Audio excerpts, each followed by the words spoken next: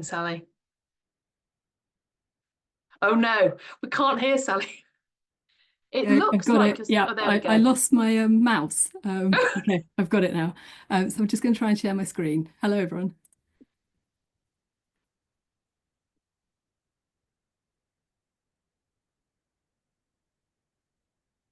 Okay, can you see my screen?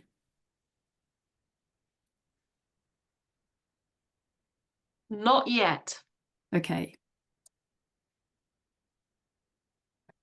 Screen 2. Okay. Has that worked?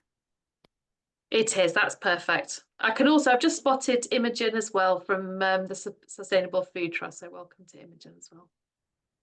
Okay, hello everyone. Thanks for inviting me to join. Sorry, I was a bit late as well. I was sitting on a Google Meet meeting waiting for everyone to join before I realised it was actually on Zoom. As Sarah mentioned, I've got a few different hats, which I'm going to talk to you a bit about a few of them today. So I'm currently studying part-time for a PhD. I also run this community supported agriculture farm in Cornwall. And then the work I'm going to talk to you about initially today is done as part of a freelance agroecological research position with Reading University. So I'm going to present some of this work and then give a little bit of an overview of my PhD research.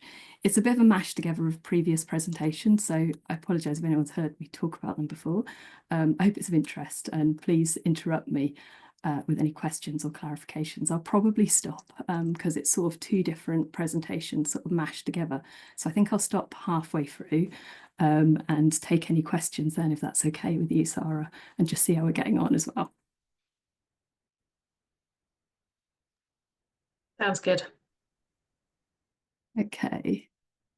Work. Yes, it is working. So I'm going to start with some of the LCA work that was carried out as part of a project called Food Levers. The project aimed to identify key leverage points to develop and scale up existing organic and innovative sustainable food practices. It was a 3-year funded project. It's finished now. EU funded with 9 partners across 7 different countries. The motivation of the project was to develop a more systematic understanding of the types of sustainability interventions that are available in the agricultural sector. So we used a case study farm approach with 7 different innovative case studies across the project area, each showcasing a range of different innovative practices. For example, community ownership and governance, such as CSAs, silvopasture, and various different innovative marketing solutions. So LCA, or life cycle analysis, not sure how many people in the room are aware of it, but it's a standardized methodology to evaluate the impacts of a product or service throughout its entire life cycle. And it's increasingly used to assess the environmental impacts of primary food production and hence the farming systems that produce this food. However, I think a lot of the work that I'm going to present today is sort of trying to pick apart whether it's suitable for this and identify the limitations in the availability in the ability of LCA to capture these impacts, and also then look at alternative approaches, so using farm level sustainability assessments. So the aims were to evaluate LCA and whether it can capture the impacts from contrasting agroecological systems. So in this case, I looked at mainstream, so specialised organic production of products versus innovative production of the same products on our case study farm, and then to assess the potential of farm level sustainability assessments to complement them. So I'm going to present results from these 2 contrasting methods. The whole farm sustainability assessments were carried out using the PG tool, which I think some of you may be aware of, but I'm going to talk a little bit about it. And then cradle to farm gate of 3 products from the case study farm in the UK. So the case study farm in the UK was Stroud Community Agriculture. So it's one of the country's original community supported agriculture projects. It was selected as an example of a small, diverse, community focused agroecological farm. It's just on the outskirts of Stroud. It's a 21-hectare organic mix farm. It's actually split over 2 sites. So the red circle shows the main site, but there's a satellite site as well. The CSA has over 350 members, providing a sort of complicated and innovative governance structure. It produces quite a high diversity of produce on the farm, so 2 different livestock products as well as 60 different vegetable varieties. And the livestock, just to complicate things even further, when you're doing an LCA, is integrated with the vegetables on a 9-year rotation. So we've got the lay, 3-year lay, which is grazed by the livestock, fodder production happening within the rotation as well, and then vegetables as well. It's quite a closed system with minimal external inputs, and all feed and fertility is produced on the farm. And 100% of sales occur within 16-kilometre radius of the farm. And it also has a very high level of community engagement with all its membership. So the starting point to the work that I'm presenting today was to carry out a public goods tool assessment of the farm. The public goods tool, for those who haven't come across it, is a multi-criteria Excel-based sustainability assessment tool developed in the UK by the Organic Research Centre.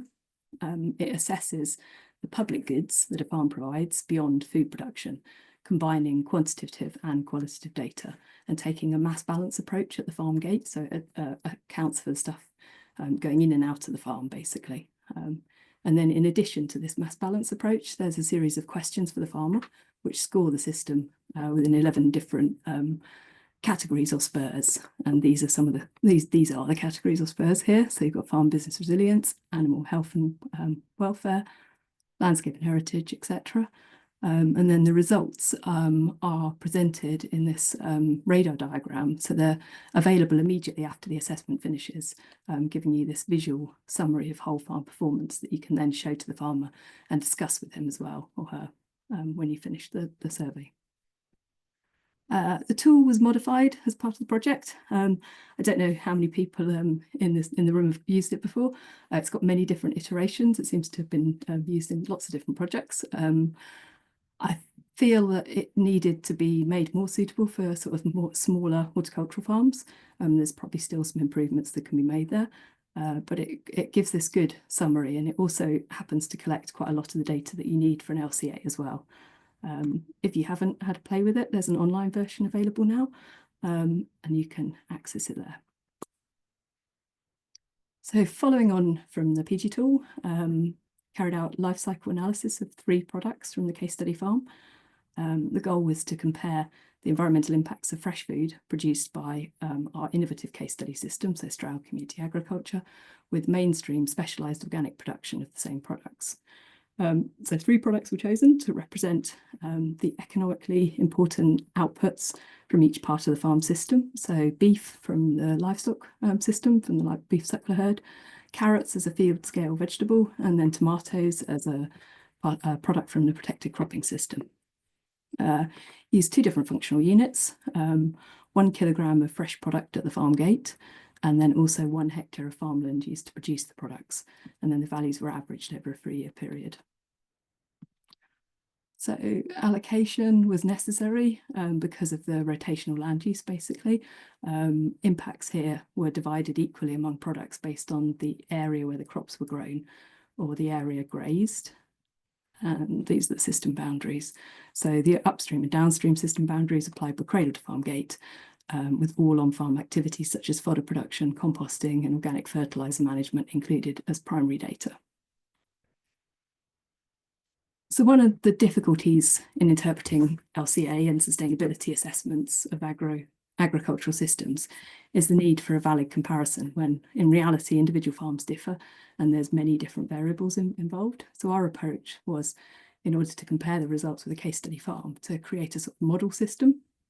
So the model system for the lowland suckler beef herd was created using herd parameters from the England Farm Business Survey data for lowland beef and sheep farms.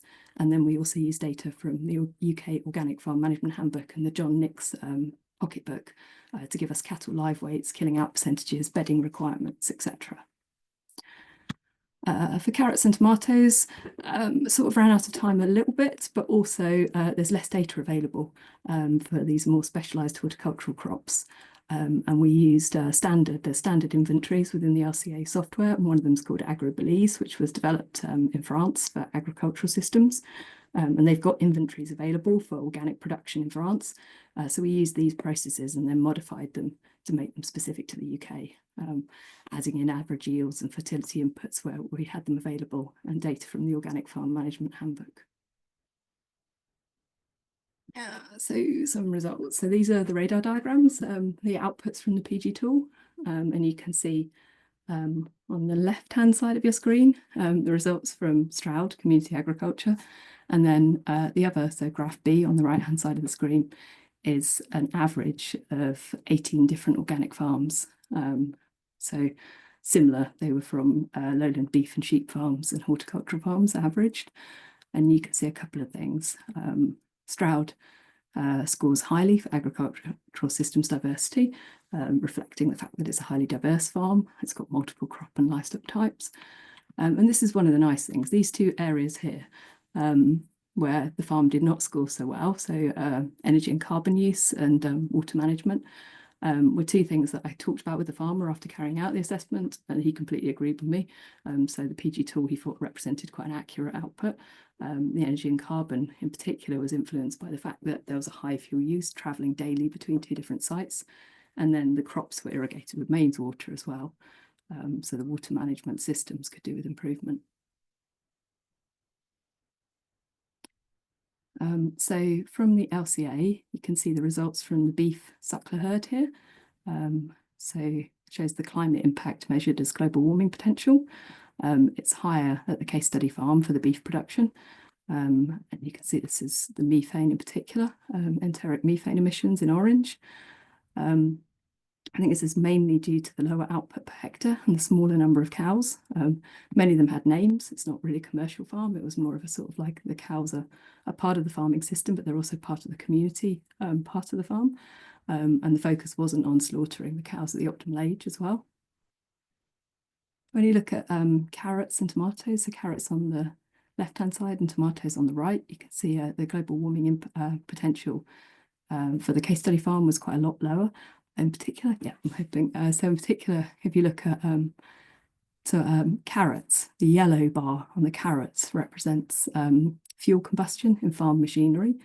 And this was a lot higher in the comparative farm. And this is because of tractor use, as opposed to hand labour at the case study farm. So something that's not really picked up in the LCA is the amount of hand labour. It's not represented at all.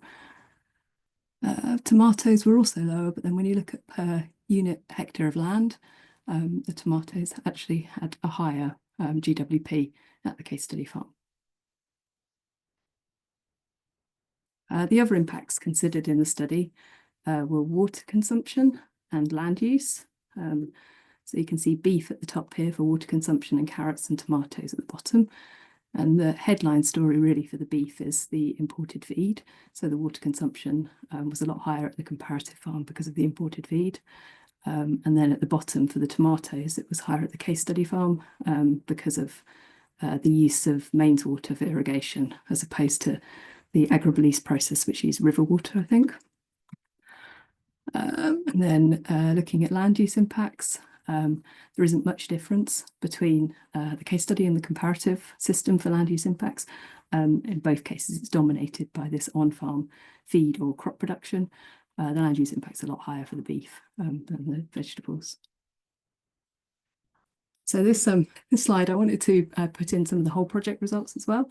So I've just been presenting the results from the UK, but LCAs were also carried out for the other 6 different case study farms, looking at different products from the case study farm and comparing them to specialised production at the same things. And this gives an overview of that. You can see that it's colour coded, so where it's green, our case study farm performed better than the comparative farm in terms of impacts, so it had lower impacts. And the orange, the case study farm, had higher impacts. And there's a couple of things to talk about here. Firstly, if you look at the 2 lines for shiitake mushroom production in Finland and egg production in Italy, these had lower impacts or similar impacts between the case study farm and the comparative system. And these 2 farms were also both agroforestry systems. They were the 2 agroforestry systems, which I've sort of got a background in agroforestry, and I quite like that as a story. Also, the LCA did not include the additional product in these agroforestry systems. So I think if the additional product had been included in these systems in the LCA, you actually would see even more positive results here. The climate change impact was positive for all products considered apart from for the beef. And this is due mainly, I think, to production efficiency and the fact that you're measuring per kilogram of product. So all these results here are shown per kilogram of output or per kilogram of product. So this is the PG tool results. I don't know if you can actually see that, it's quite small, but this is the PG tool results from all of the different case study farms as well. And you can see quite a wide variety of results here.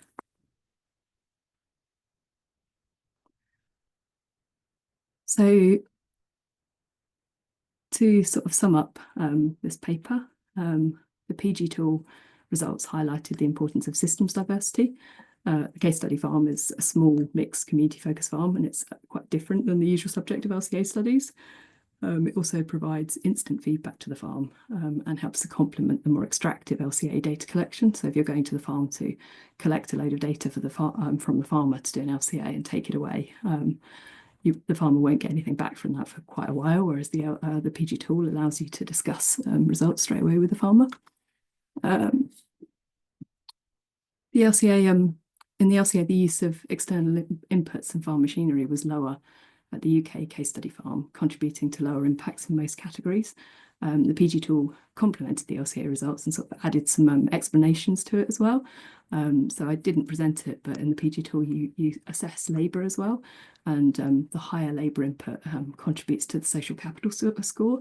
And this sort of partially explains the reduced emissions modelled in the LCA, especially for the carrots. The PG tool allows this instant feedback to the farmer as well. Then integration of holistic farm level agricultural sustainability assessments with these more standardised quantitative methods such as LCA could help to inform the development of life cycle sustainability assessment methods. At present, for life cycle sustainability assessment, there's a lack of consistency of approaches, in particular in the social pillar of sustainability, where as far as I'm aware anyway, efforts are focused on sort of cherry picking social indicators, for example, number of fatalities and human health. And there isn't a standardised approach yet. And I do think that the PG tool could give some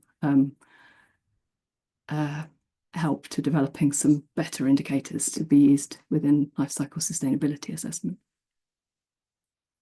There we go. So to conclude, LCA originates from industrial past and can help to develop understandings of which parts of the food systems have greatest impact and inform how they could become more sustainable. But I think to effectively assess sustainability, more work needs to be done. Thresholds need defining alongside with methods that allow ecosystem services and the social aspects of farming to be considered within the LCA framework. And there is a lot of work going on in this area at the moment. I don't think there's anything that convincing at the moment, but it's an area in development. I do also think that as these methods get developed, farmers and agroecological researchers need to be involved in the development as well, rather than just LCA practitioners. And I think that the study that I presented does demonstrate that the addition of these rapid farm level multi-criteria assessment tools can complement the LCA results, helping to reveal blind spots and hopefully encouraging more buy-in from the farmer as well. Okay, so the paper link is at the top there, if you haven't seen it, which sort of summarises everything I've just talked about. That's the end. I was going to talk a bit about my PhD as well, but I thought it might be useful because they're quite different to sort of stop here and have a discussion if there's any questions on the LCA work that I've just talked about. I don't know what you think, Sarah. Yeah, that sounds a good idea. We can have a chat about this and then move on. And I can see some hands up already. So I think I spotted Richard had a question, and then after Richard, Ian. Thanks very much, and thanks, Sally. It's a really interesting talk, and I think myself and Ruth would be really interested to connect with you on our regenerative agriculture project, because we're moving on to look at indicators and assessments in the next phase. So it'd be great to have a chat on that. I was just wondering, and it's not something I know a lot about, but I know there's kind of organisational LCAs exist out there somewhere, from memory. I don't know a lot about them, but I just wondered whether you felt whether you think that they might offer a way to have that a more direct comparison with farm scale sustainability assessments, or whether you think there's benefits to doing it by product that you would lose from that, i.e. the, going from cradle to grave. Just your thoughts on that difference.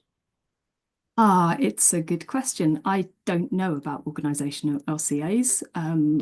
I haven't come across many studies that have used that approach. I will now look at it. I've just noted it down.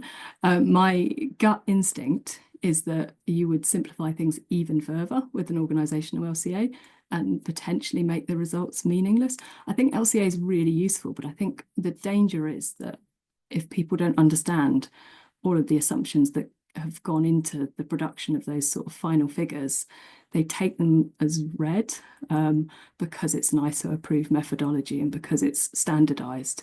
Whereas actually, in my experience, the results can be very different depending on how you look at things. And I worry that an organizational level would take it to another sort of level of uncertainty. But saying that, I think, my brain is trying to work out exactly what an organisation LCA is now. So it's just something that I remember from reading something a couple of years ago. So I'm not like, I don't hold any in-depth knowledge of it, but just occurred to me because I know it was a thing when I looked at some point, but I don't know, like you say, I'm not sure it's been applied in the agricultural context, or whether it would be useful. I think it's really interesting, the fact that there's so many more LCA studies now used for food products and therefore for the farming systems that produce those food products, when I really do think there's quite a lot of issues with LCA when it's assessing something, a product from a natural system with a level of complexity there that's hard to distill. So I'm not saying it's impossible, and I think there's a lot of work going on to try and capture that and to try and work out ways that we can assess it, because people do want figures and they do want numbers at the end of the day. Thank you.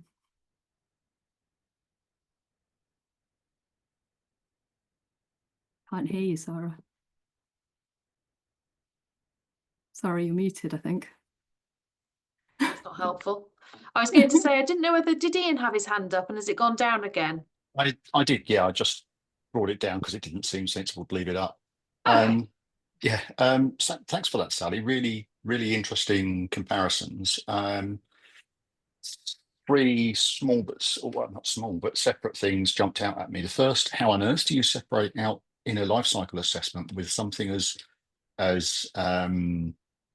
complex and interrelated as the Stroud setup, the nutrient flows through it? Because clearly the livestock are actually integral to providing nutrients for the other crops. So, how can you actually separate out for life cycle impact the impact of the three different crops there, or three different outputs, when they rely on each other to a degree?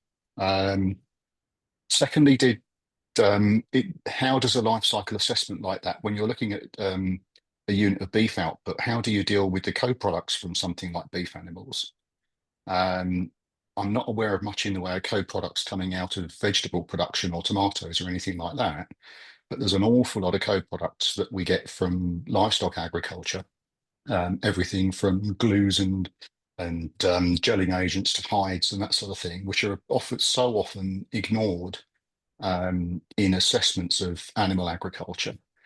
And thirdly, in terms of the big one, as far as Pasture for Life is concerned, you're probably expecting me to say this, was the climate impact done both under GWP 100 and GWP Star, or just GWP 100? Because that has a huge impact on any life cycle assessment around climate of ruminant livestock. Hey, wow. I had to make notes of the questions. They're really good questions, really spot on questions. The nutrient flows first.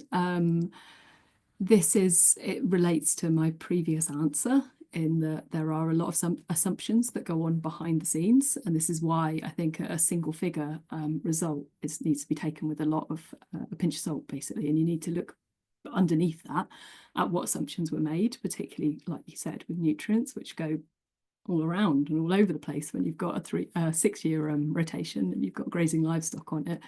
And then you're spreading manure on some bits, you're growing green manures on some bits. It is complicated. The way I dealt with it, there are various different approaches. The way I dealt with it was to look at an allocation approach. So look at the amount of manure that's being produced by the cattle. It's a closed system, which makes it slightly easier, maybe, I'm not sure it does, because it's also got green manures. And allocate it on an area basis, basically you look at the time, look at the area. It's too simple, I will admit that. You could go into more depth, but yeah, that's what I did. And there are various approaches to it. I can see Lawrence has got his hand up and he will have something to say about this, I'm sure. But that's what I did. The co-products, because this was a live weight at the farm gate, I didn't worry about the co-products for this product bit, but I did actually take it further. But the data for beyond farm gate and allocating impacts to people coming in cars and picking up meat, and it was all a little bit too uncertain.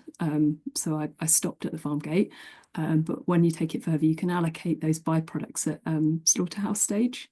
And I did do that bit, but I rode back and stopped and presented it to the farm gate, and that's done on economics. So there's a agri-footprint standardized methodology for cows where you allocate byproducts. I can't remember the percentages, but it's mainly to the meat. It's about 90% to the meat and maybe 10% to byproducts. GWP 100, yes, it was GWP 100. You probably won't be surprised to hear. I did do sensitivity analysis looking at the other options. The results were different, but for comparison's sake, we had similar results.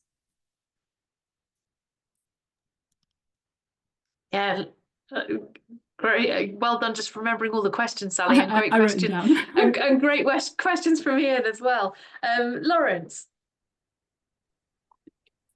Thanks. Yeah, so I was struggling to get into the. I was trying to join on Google, but then I only realised like 15 minutes in it was on. So anyway, but my fault. Sorry. It was my fault, and I don't know where Nick's gone, Lawrence, because I've sent him an email saying I'd made this error, but I think I don't know whether he's stuck on Google Meets forever.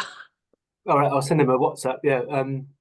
Yeah. Thanks. Yeah, it's just yeah, the LCA allocation approach. That's like we're recommended to avoid allocation as far as possible, but in most LCAs we see it's happening, you know, because of practicalities around data collection and so on and so forth, and you know, particularly on non-experimental or commercial farms, it's kind of difficult to avoid. I suppose I just wanted to pick up on the sort of whole farm system or the organisation LCA aspect, because that's something that's really sort of come to the fore, and I think it was like really apparent at an LCA conference that both Sally and I went to last year. There were a couple of papers that were presented there which sort of highlighted this challenge specifically for organic systems, which obviously tend to be very mixed, and getting the interaction between those sort of enterprises within an LCA can be quite difficult. And yeah, to pick up on something Sally said, I think a lot of that difficulty stems from the fact that you were taking a method that sort of came from industry and sort of trying to apply it to a systems-based approach in a sort of farming system can be quite tricky. And yeah, still sort of grappling with that, I think, in the sort of LCA community, so to speak. And there have been some attempts to address that challenge through like a model that's being developed at FEEBLE, the Swiss Centre for Organic Agricultural Research, where they've tried to sort of cater for that interaction between the crops and the livestock enterprises in a more sort of systemic way. But yeah, it's a difficult one, particularly when you're dealing with mixed systems like we find in the organic sector. Thanks, Lawrence. Yeah, I think it's almost impossible to avoid allocation when you're looking at complex farming systems. I also think a lot of people shy away from doing LCA assessments on more complicated systems because that complexity adds uncertainty, and then the results aren't as clear and easy to pull apart and publish. But I think it's really important that we do try and find methods for it. So yeah, this was not a bulletproof approach to it. Definitely, there's a lot of holes in the approach, but hopefully, yeah, we can build on it. Ian. Oh, you're on mute, Ian. Well spotted. Sorry, I hate the feeling of dominating discussions on things like this. The one other thing I suddenly thought really needs raising is the whole discussion, which is a very philosophical one, about is it appropriate to compare a food which is primarily consumed for its protein content with foods which aren't? Is a kilo of beef an appropriate comparison to a kilo of carrots or tomatoes when beef is consumed overwhelmingly as a protein feed rather than an energy or vitamin and mineral feed? It's just I don't know how you deal with that one. I really don't. Well, you can, and I did actually, and again, I didn't present it, look at the nutritional content of the entire output from the farm in terms of protein, vitamins and minerals. So you can do that. But we weren't really we were looking at comparing carrots with carrots and tomatoes with tomatoes and beef with beef rather than comparing them all. But I think multiple outputs from the same area of land is looked at within the PG tool, and that is definitely a good thing because you are combining systems and you've got higher diversity of systems because of that. Well, a good thing, I suppose. That's quite subjective. It's a thing. I'm going to sneak in with a question of my own, actually. I noticed on the slide deck, it was the whole project results page, that the beef in Poland seemed to do really badly compared to beef in the UK. What was behind that? Do you have any idea? Not exactly. I'm not entirely sure. I've tried to get to the bottom of that with the Polish researcher as well, who put together the figures there. The stats are, we changed it to being pluses and minuses rather than percentages because the percentages were out the window. I'm not sure is the answer. Yeah, it's interesting, isn't it? A problem with their data collection, or it actually does show their systems as they were. I'm not sure. I don't know. Any number of possibilities. Yeah. And the other question I have, because I'm conscious we may not come back to life cycle assessments, is surrounding, you made a comment about life cycle assessments being an approved methodology, which of course is correct, and that's why it's so widely used, and then sort of channels through down to what has been probably lots here on the call today would say is a myopic view on emissions. But I'm quite interested generally from everybody around PG tools. Do you think it's about PG tools catching up so that they can sit on a level playing field with LCA assessments? Or do you think there needs to be a reinvention where LCA assessment and the carbon footprinting equivalent goes away and something else comes back in its place as a truly holistic system? Within research, they're brought sort of together, and that's within my own research. I'm hoping to do that as well. But out in the field, where do you think this aims? And I suppose my imagining is, does it all end in the same place where we're just going to be making vast assumptions across all of it, whether it's PG tools or whether it's life cycle assessments? And is there dangers there, do we think?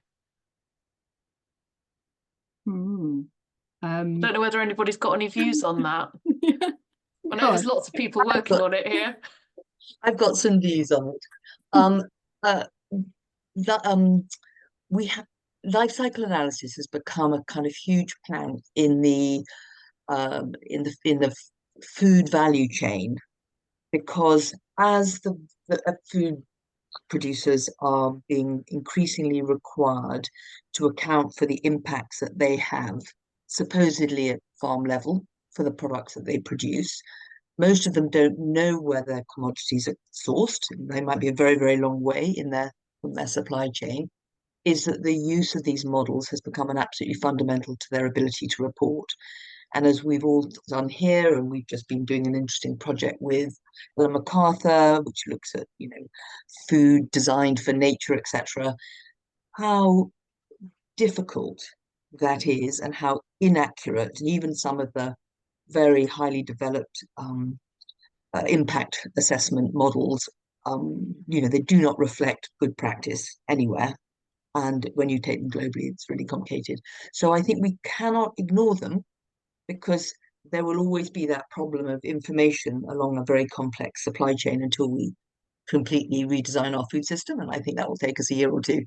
So we can't ignore these different kinds of types of ways of assessing these kind of impacts, but we have to improve those models.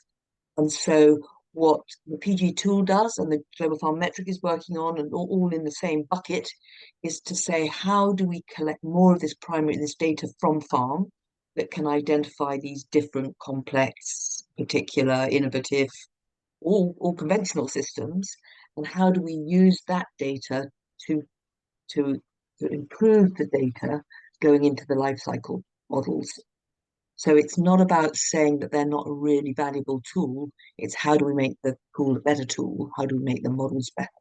Because they will be used. There is no other way that you're going to be able to, or for a very long time, until you're really collecting a massive data from farms, which are, from satellites in the sky doing clever things. You'll be able to move this stuff around. So the top of the supply chain, where the damage is done, will have to work with something that is equivalent to an LCA, in my view, for some time to come. I think recognizing the right tool for the job as well is important.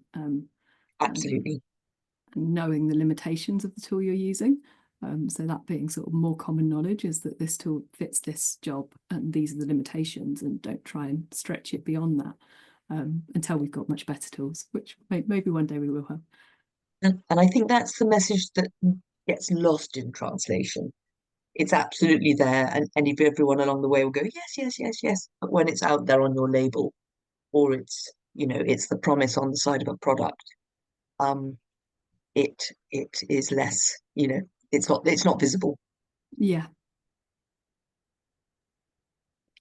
Yeah, that whole big conversation of translation from science into society, it's a big leap. Has anybody, I'm looking for hands, just seeing if anybody else has got any questions, but if not, then it's maybe a good point to move on to the next part of your research. Oh, Lawrence, your hand's up. Is that from before, or is that new? Yeah, it's a new one. Sorry, I think I put it up and I managed to lower it again. Oh, sorry. I'm not having a very good technology day today. But yeah, no, just going to comment. I suppose, yeah, my own sort of personal view around LCA and holistic sustainability assessment is I think it would be great if there could be a sort of equivalent of what we have for the LCA community with the ISO standards and the past 2050 standards for sustainability assessment more broadly, in terms of providing guidelines in a sort of international framework that can be adhered to. And I think that's one of the reasons why there's been such a growth in LCA over the years. Like in the agri-food sector, it's quite interesting to see that the shape of the curve has just shot up since I think it's like 2001 or so, when the ISO was updated, this international standard for LCA was updated, and they've introduced the UK past 2050 a bit later on, which is a carbon footprinting standard. So I think, that I suppose for me, like the Global Farm Metric could sort of step into that space and sort of have a role to play there in terms of promoting best practice around, what holistic sustainability assessment could look like, and helping to inform standard setting in that regard. So yeah, I'd like to, I think that would be something I'd personally love to see, is more sort of guidelines that can bring up the sort of PG tools of the world to that sort of same level of uptake as LCA, and to give it that sort of backing, I suppose, with the methodology sort of clearly defined. Yeah. Ian. Unmuted this time. Yeah, just supporting what Lawrence was just saying. It's the best tool we've got, but it appears to me, I've never actually tried to apply it yet, not at that stage in my academic journey, but it appears to me to be so vulnerable to the decisions that are taken around the limitations of the extents of the life cycle, the boundaries that are applied to it, and to certain key assumptions that are taken in the process. And it's the consistency of those that has to be got right in order for for various different researchers' outputs to actually be comparable. There is an extreme tendency at the moment when thinking particularly towards things like the Lancet report, when you actually dig into the methods, there's an awful lot of things you could challenge in there about some of those assumptions and boundaries that they used, and that therefore it's not appropriate to compare the outputs of that work with someone else's work, although it might appear to be at face value.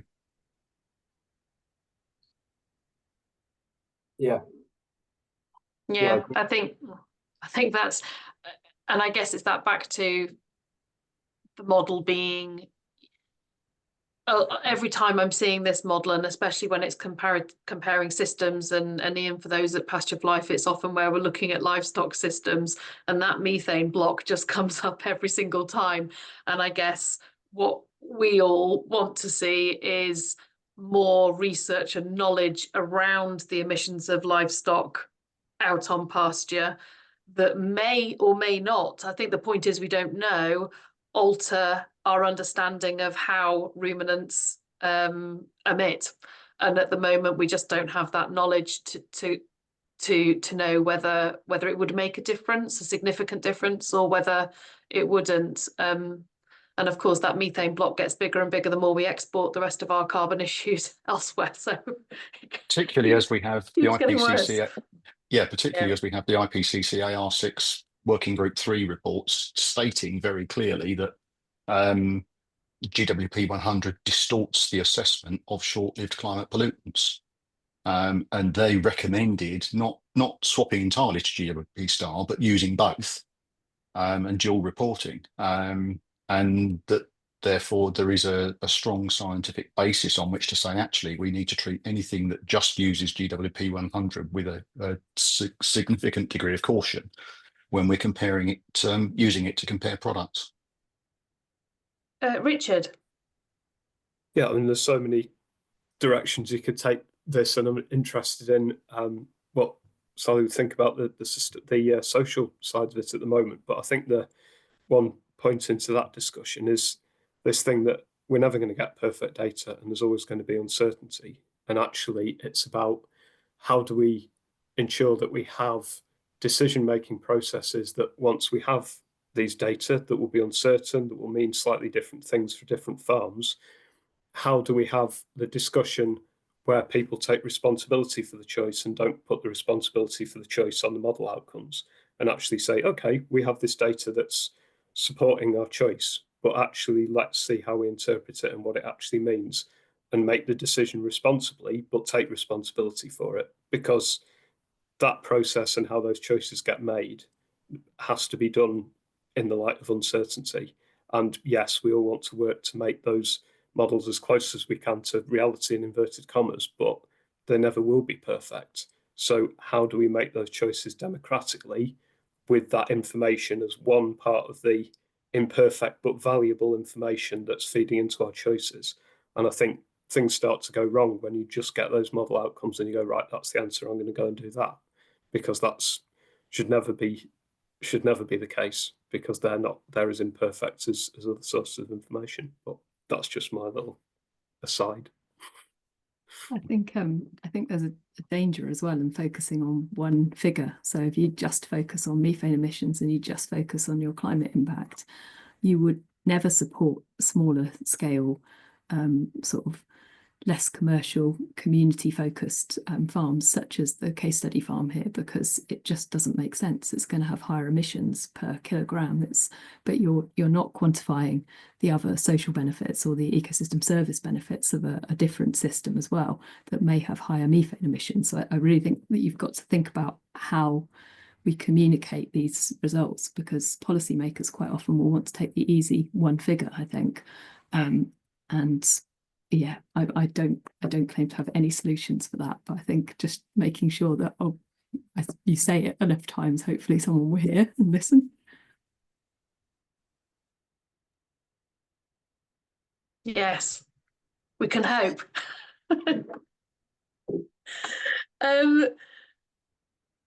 Can't see any more hands. I can see asking about slides. If you're happy to share them with me, Sally, I can make sure that I email them out to everybody, if that's the easiest way Yeah, to of do course. Yeah, no problem. I'll send Thank them you. when we're done.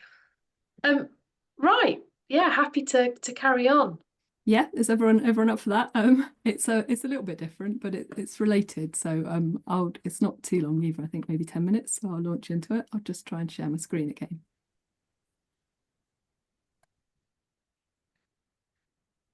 Okay, has that popped up? Yes. No, there we go. Yeah. So I was going to talk briefly about my PhD and where I'm up to with it now as well, and a couple of different bits of it, including some LCA stuff again, but also a little bit of work that I've been doing around understanding farmer preferences on increasing trees on farms. So the subject is wider than that. I'm looking at sort of trade-offs and synergies between ecosystem service provision of trees on farms, but I thought I'd just pick out two bits to talk about today. So my PhD, I'm in year 5 now, which is quite shocking, of a 6-year part-time PhD sort of fitted in around other things.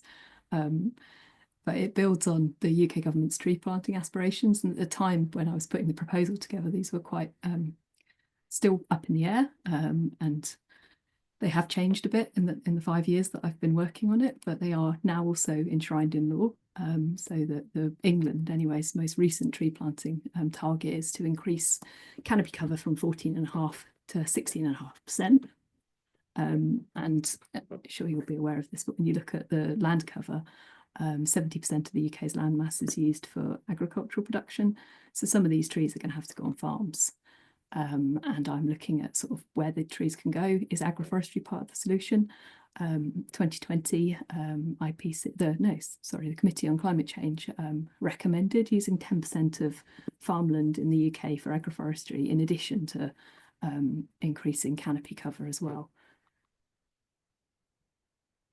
So in the light of the tree planting targets and the shortage of land for them, my PhD aims to look to identify the spatial configurations of trees in the farm landscape which can deliver for food production, carbon sequestration, and biodiversity, assessing a series of different research questions. Where should they be located? How much in England, and will they need to go on farmland? How trees and hedges contribute to the carbon balance of a series of case study farms, and where would we site new trees in order to maximise carbon sequestration, and then looking at the trade-offs and synergies a bit more between carbon sequestration, food production and biodiversity, and also asking if well-designed agroforestry systems or well-designed siting of trees on farms, I sort of take agroforestry to mean trees on farms in the wider sense of the word, can provide these services whilst also being economically viable, and which option is most acceptable to farmers.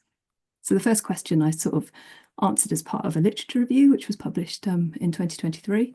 And this looked at the wider context of tree planting in the UK, what incentives have been successful previously and why, and what's worked in terms of policy instruments to incentivise farmers to plant trees. So sort of building on this, one of the findings of the literature review is that we need to understand the motivations of farmers around tree planting better, and the implications for the, on food production and social and economic constraints. So to address this, I'm carrying out stakeholder consultation to increase the understanding of farmer preferences around increased tree cover. So stage 1 involved an online survey, which some of you may have seen. It was circulated last year, no, year before even, 2023. It was launched at the Agroforestry Show. It was so it circulated quite widely via farmer networks and contacts. It had a filter so that only those who identified as farmers, or at least pretended they were farmers, were able to complete it, with questions then tailored to the farming sector. I kept it deliberately short. It took about 5 minutes to complete, and I had about 185 responses, which I was quite happy with. I think there's quite a lot of survey fatigue amongst farmers in particular these days. So this is the distribution of responses. Quite widely geographically distributed. I was half fearing a clump in the southwest, but actually I managed to extend out beyond that. And then there's the number of responses by enterprise type as well. So a bit skewed to horticulture, which is the sector I work in, and also high responses for lowland grazing livestock. So I think I've got a relatively good reach in that. So thank you to anyone on this call who helped me circulate it as well. So the first question on my survey was kept sort of deliberately open-ended. I asked, what is your vision for tree planting on your farm by 2050? Collected 125 farmer visions. You can see some of them here. Some people put a 2-word answer. There's new hedges here. And some people put mini essays in. I am in the process of doing a thematic content analysis on this data, and then generating a set of statements that I'll use in the next stage of the consultation process. I also asked a question asking, thinking about what you would like to see on your farm. Choose your preferred images, and presented participants with a series of images, and they just had to choose up to 3 images that they liked, and these were categorized into integrated and separate tree cover, low density, high density. Also included a no tree option. These were tailored to the farm type as well. So depending on what farm type you said, you saw different images. Just a quick summary of those down here. You could see the integrated low density was the most popular category. And this is sort of wide alley cropping or infield trees. So this would include your sort of silver pasture with single trees. So or wide alley cropping, and it was popular. So the orange and the blue are the livestock, LFA and lowland grazing livestock, and then yellow is mixed. So it was popular in those categories, but also it was quite popular in cereals and general cropping. I'm not sure my respondents were very typical. I've just started analysing the respondent demographics against DEFRA data, and I've definitely got more organic people, more people who are interested in agroforestry, more owners as well, landowners, than standard. Next most popular was farm woodlands, and then after that it was shelter belts, and the green is horticulture. So horticulture sector in particular valued shelter belts. The sort of last question was to ask what you want trees to do for you, to identify the main drivers. There was another category as well, so people could add additional data, but this is just the main 6 categories I asked people to rank. So this was a ranking question from a scale of 1 to 5, and these are weighted averages. So 2 is the highest that you can get, and -2 the lowest. So biodiversity was ranked highly by all types, all farmer types. Grants and investments scored not so high across all farming types, but particularly in horticulture, where historically for sort of smaller scale horticultural holdings, subsidies and other support has been less available. But I think the low score overall may sort of fit into the window that I carried out my survey, which was when there was still a bit of uncertainty around SFI support for agroforestry and trees in particular. Those are horticulture. I thought it was quite interesting. I work in horticulture, so and we also have quite a big sort of social prescribing element to our site, where we get people onto site for their mental health and well-being. And the horticulture sector definitely had a spike in health and community, but also in planting trees for food production. So next stage, and this is what I'm currently working on, is to go into a bit more detail and aims to identify key themes related to what the future of trees on individual farms might look like. So there's been, in the last couple of years at least, quite a lot of work done on barriers and incentives for tree planting on farms. And more recently, quite a lot of work on agroforestry as well. And these studies are coming out with the same results, really. So I'm sort of hoping to go beyond that a little bit and ask people to think a little bit more open-mindedly about what they might want if they didn't have any barriers. So the question that I'm asking is, picture your farm and the surrounding farmland without any financial constraints. What might the future of trees on farmland in Britain look like? And I'm aiming to generate a set of sort of 30 to 50 statements that might answer this question that will then be ranked by farmers.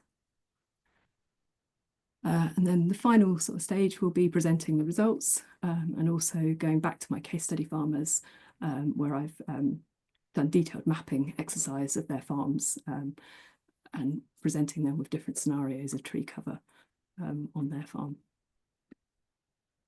So the second part of my PhD I thought I'd talk briefly about is LCA, and it fits more with the subject of this morning's, not this morning, the earlier subject I was talking about. And I've chosen LCA because it's a standardized methodology for all the reasons we talked about earlier. It also allows the inclusion of upstream impacts, which I do think is quite important. For example, resulting from fertiliser production or tree guard production. There's a definite knowledge gap for agroforestry systems, even more than for sort of more complex agroecological systems, and this area needs development. I'm also in the process of exploring consequential LCA to assess the impacts due to displaced food production. So if we were to plant 2 fields up that were previously used for cereal production with trees, what would be the impacts of that? So my goal then is to assess the net for the LCA work is to assess the net changes in environmental impact associated with the current, the baseline situation, and compare it to different increased tree cover scenarios. I'm focusing on one case study farm for this, a large organic mixed farm in Wiltshire. I've collected inventory data for the farm using economic allocation to account for multifunctionality and modelling it over a 6-year rotation. So it's a 6-year rotation on the farm with 3 crop outputs plus a 3-year lay with beef suckler herd. Current tree output's limited. He does have some agroforestry, doing a partial LCA focusing mainly on climate change impact, but I'd like to try and include carbon sequestration and other ecosystem services within this. Looking at 2 different functional units per hectare and per pound of income from 1 hectare, and again carrying out cradle to farm gate with a consequential LCA in there as well in the mix, just for fun. So once the LCA, the initial has been completed, I'm going to model these increased tree cover scenarios. And I've spoken to the case study farmer here. So the increased tree cover scenarios are based on the farmer priorities, which are this photo down the bottom here is his current agroforestry system, which is fruit and nut trees, and he'd like to look to expand that.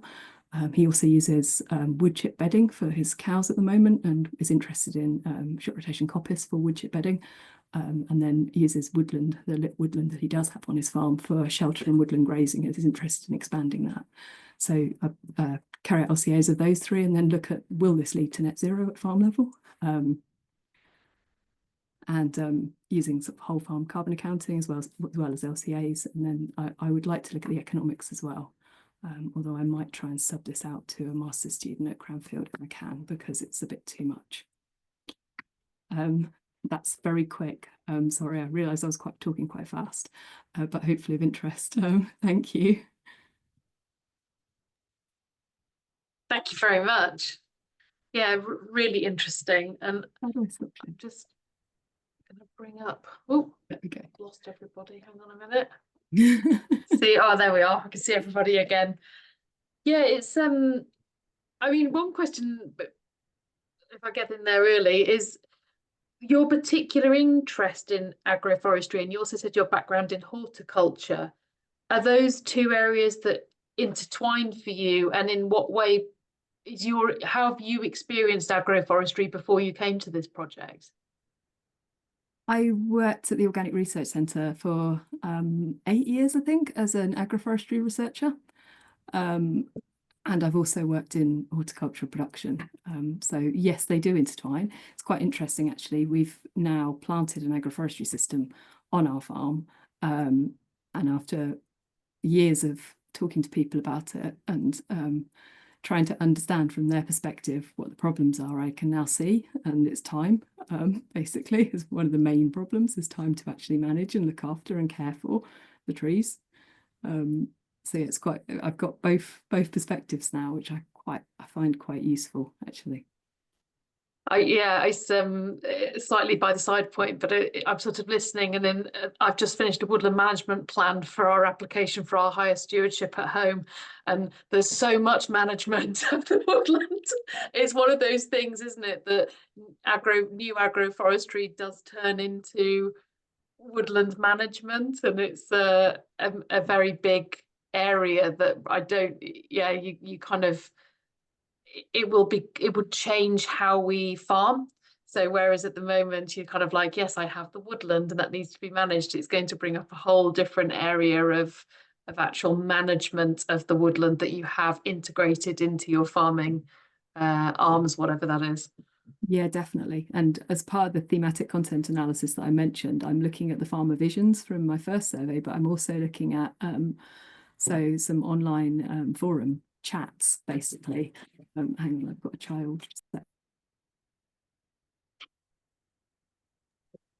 And the tone is quite different. I think the people who filled in the survey were mainly quite pro agroforestry and pro trees, whereas the farming forum discussion discussion transcripts that I'm analysing are a lot about management problems with having trees in fields.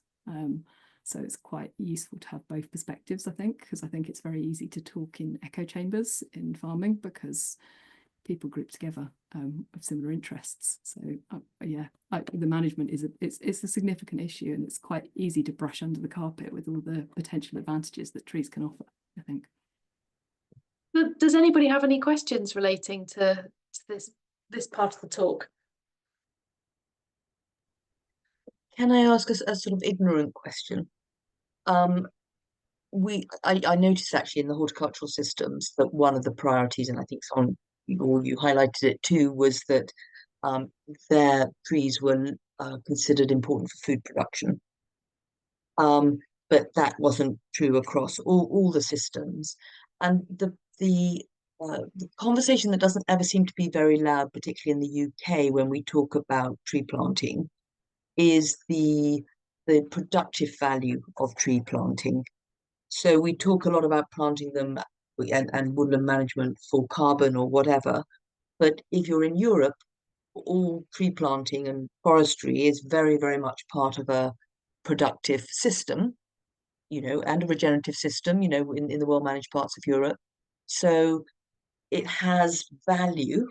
It is an economic crop in its own right. And again, I'm as I promise, this is an ignorant question. I never hear that so much when we're talking about tree planting or even agroforestry. You do hear it much more, planting nut trees and fruit trees and that kind of thing. But it feels like a lost part of the equation, that if we're really going to manage our woodland effectively for carbon as well in the long term, it's not about planting and leaving. And as you say, you've got to do a lot of management on the way. It's about that cycling of that into its productive life for carbon, its productive life for other wood products, etc. Yeah, I totally agree. I think it's more in the UK, it's possibly less about the productive use of the trees than seeing the trees as having a purpose on the farm. And a lot of the themes that are coming out repeatedly are shade and shelter, particularly for livestock farmers. That is a recurring thing, is the shade and shelter. And you don't necessarily need an economic product from the tree in order to get the economic benefits of having that shade and shelter element. I think the horticulture stuff is quite interesting. I think people, and again, the horticulture responses were possibly slightly skewed towards people who I knew, who are more likely to be working on sort of more diverse, smaller horticultural sites than the sort of big field scale cabbage producers, for example. But I think those sorts of producers are already used to growing sort of multiple different crops. So adding in a tree crop as a food crop is less of a sort of, it's just another thing to add into an already quite complex system. But I wonder, and I don't know, this is off the top of my head, I wonder if there's something about the sort of economic situation that farmers find themselves in as well that stops you from being able to realise these additional benefits, or even think about the possibility of adding another crop into your system, because you're still, I don't know, I'm that's entirely speculative, but I see the others. I'm just going to throw another. There is also no downstream infrastructure for really efficient tree productive management, which you will find in Europe in spades, because they're it's part of their DNA. Something to learn from. Sorry, just really interested. The skills are lacking as well. So And the the skills, infrastructure and the skills. It's a cultural change almost, I would say. Yeah, I agree totally. There's probably something historical there around. A lot of European countries do have very important crops coming from their trees. And maybe, I don't know, historically, actually, my history of agriculture isn't good enough, whether we've lost some of ours, but yeah, that will shape it, no doubt. I think Ian was first. Yeah. Ian Sanders first up, and then Richard. Yeah, I mean, one of the fascinating paper and discussion or subject in discussion. And I agree with you that I don't see how we can meet our tree planting targets without introducing agroforestry. I think possibly part of one of the factors feeding into it is what you've hinted at yourself about the management input required. There's a lot less management input required for shelter belts and livestock shelter than there is for actually taking a valuable crop from trees. It's easy for a livestock farmer to say, yeah, okay, I'll take some grants and plant a few lines of trees or dot some trees around in the field, and there you go, and I can forget them for the next 30 years, and if I need to go and do a bit of trimming in 30 years time, well, so be it, we can manage that. Whereas if you're trying to establish a crop of fruit trees or nut trees or something like that, oh my God, there's a lot of work involved in that. And have they got the resource to do that? It's the other interesting one I've seen I've seen a few papers that have suggested where commercial blocks of forestry are planted on grassland sites, there is a high risk of actually a net loss of carbon. And at the very least, it takes decades for the carbon lost in destroying all the grassland and the works involved before the trees recover it. And in some cases, they never will, particularly when you factor in all of the carbon used in the processing and harvesting of the trees and everything else. And I would have thought, but I don't know, that that's a much lower risk with agroforestry, where you're spacing the trees out a lot more, and therefore their individual impact on the soil in the short term would be much lower. So I wondered if you got any thoughts on that. I'm aware of the carbon emission in disturbing soil and to plant trees. If you're disturbing grassland, there's been a few papers on that. It would be less if you were planting just agroforestry, but then you'd have less carbon in the trees as well. So I think there'd be a payoff there. But yeah, in terms of the carbon balance, it would definitely be something to consider. The other point about the labour as well, I think it's a good point. I think growing apple trees is a skill. It's a skilled job. One of the comments on the farming forum was like, it was very negative. It was from a commercial apple grower, basically ridiculing the fact that anyone could get a profitable crop of planting a few lines of apple trees in their fields.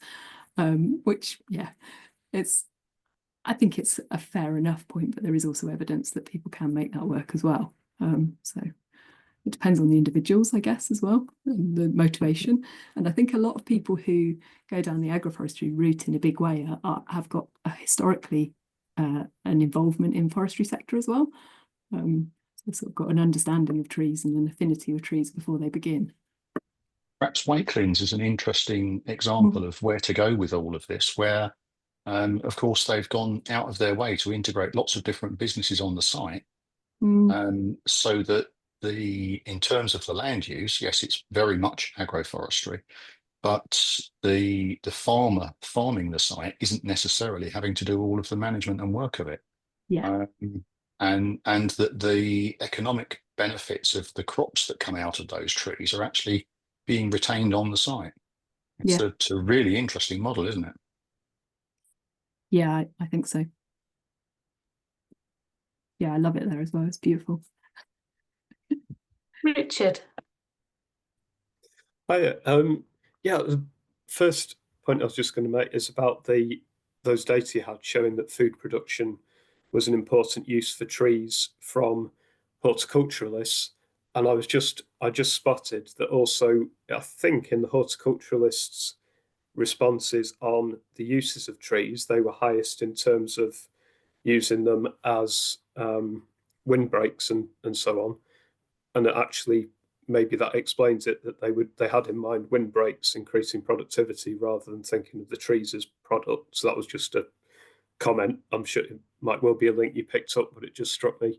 And then the second one was just on the history of different things. It's like I'm now based in Herefordshire, Worcestershire next door, obviously still are apple and pear producing counties, Kent as well, but a lot of it has been lost. But there's still some of those skills there and some of that knowledge there that maybe could be expanded to help farmers in other places understand things.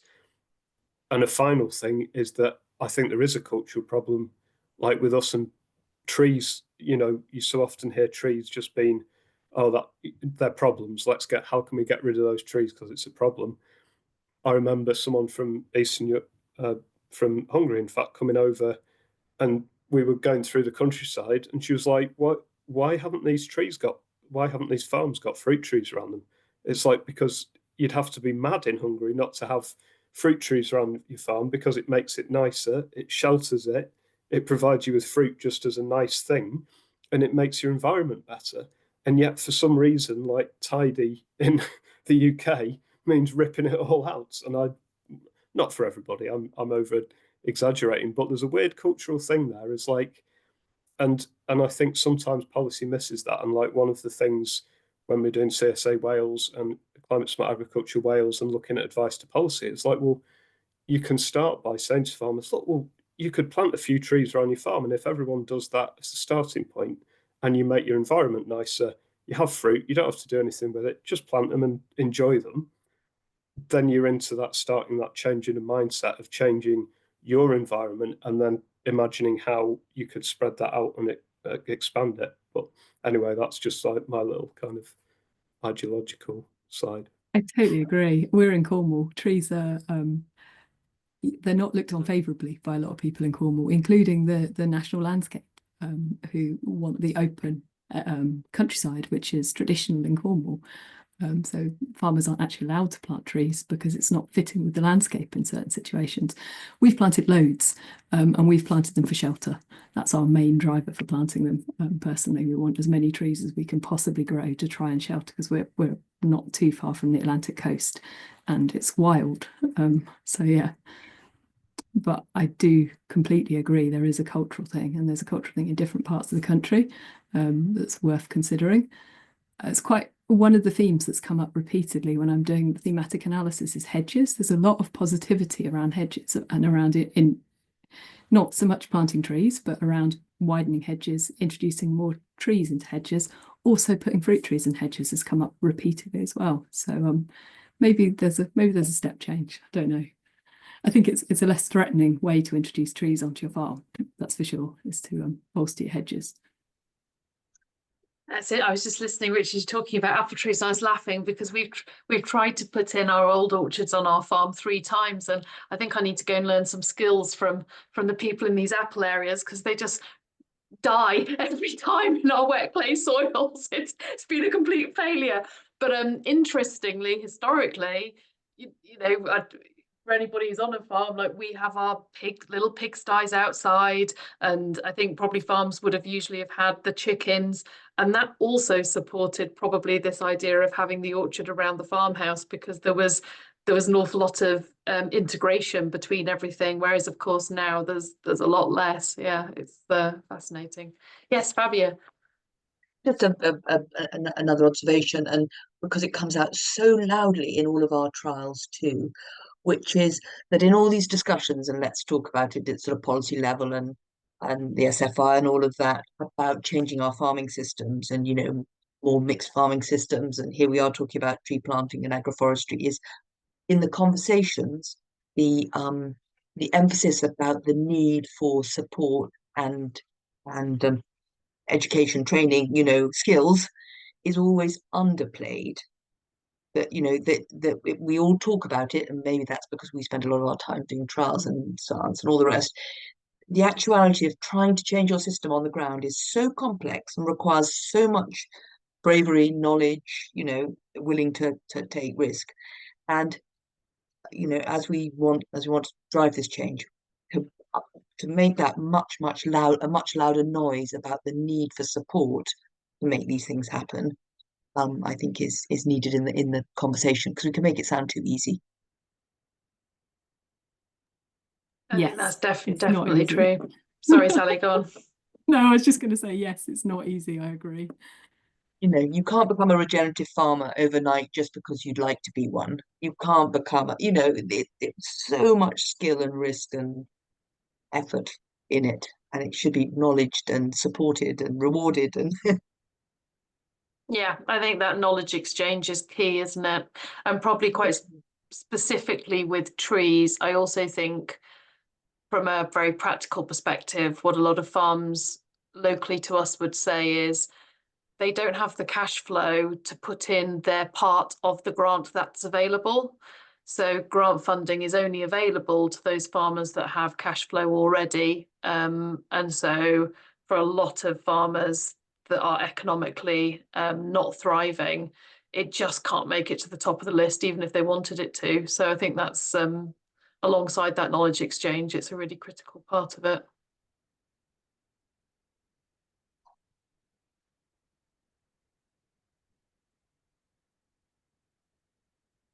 Well, I don't know whether if we've got any more questions, but otherwise it's probably a very good time to let Sally go. I mean, it's an enormous amount of content you've got through, Sally, and thank you so much for spending the time to talk to us today and to run us through all of the work that you've been doing. I'm just sort of looking at the, you know, sort of how much you've packed into the last sort of 3 or 4 years. It's an awful lot of research, and yeah, really grateful that you've come and had a talk with us. So thank you very much.